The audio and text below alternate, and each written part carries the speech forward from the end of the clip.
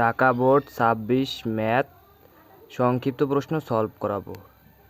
তো ক নাম্বারে বলা হয়েছে X plus one by X সমান সমান 5 হলে X square minus one by X স্কোয়ারের মান কত? তো এটার মান হচ্ছে 5√2।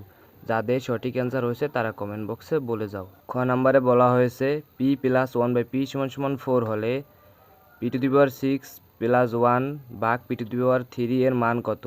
তো এটার মান হচ্ছে 52।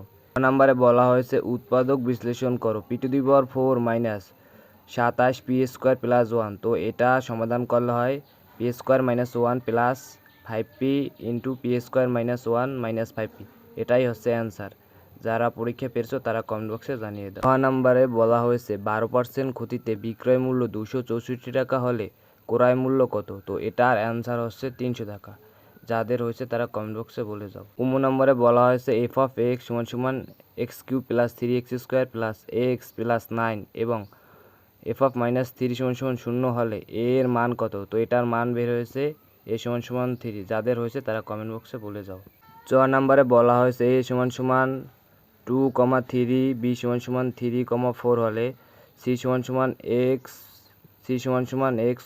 y হলে তাহলে a union b into c কত? তো এটার সমাধান বের হয়েছে 3x, 3, x আর 3, y। এটাই হচ্ছে অ্যান্সার। যাদের সঠিক হয়েছে তারা কমেন্টে বলে যাও। নাম্বারে বলা হয়েছে p³ - q³ divided by p plus q plus r = p into p minus q হলে দেখাও যে p, q, r ক্রমিক সমানুপাতি। তো সমাধান করলে এটার অ্যান্সার হয় q = pr। তাহলে আমরা বলতে পারি p/q = q/r ক্রমিক সমানুপাতিক। এটাই হচ্ছে অ্যান্সার।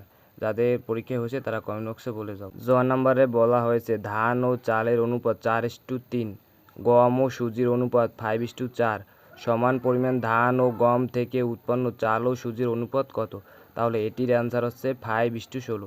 যাদের হয়েছে পরীক্ষা তারা কমেন্ট বক্সে বলে যাও। ইউ নম্বরে বলা হয়েছে সমবৃত্ত ভূমিক বেলুনের বক্রতলের ক্ষেত্রফল 150 বর্গ সেন্টিমিটার এবং উচ্চতা 4 সেন্টিমিটার হলে ভূমির ব্যাসার্ধ কত?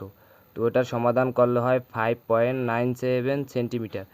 তো এরকম আরও সংক্ষিপ্ত কোন কোন বোর্ডের লাগবে তা তোমরা কমেন্ট বক্সে জানিয়ে দাও এবং এই 10টির ভিতর কার কয়টি হয়েছে তাও কমেন্ট বক্সে বলে যাও।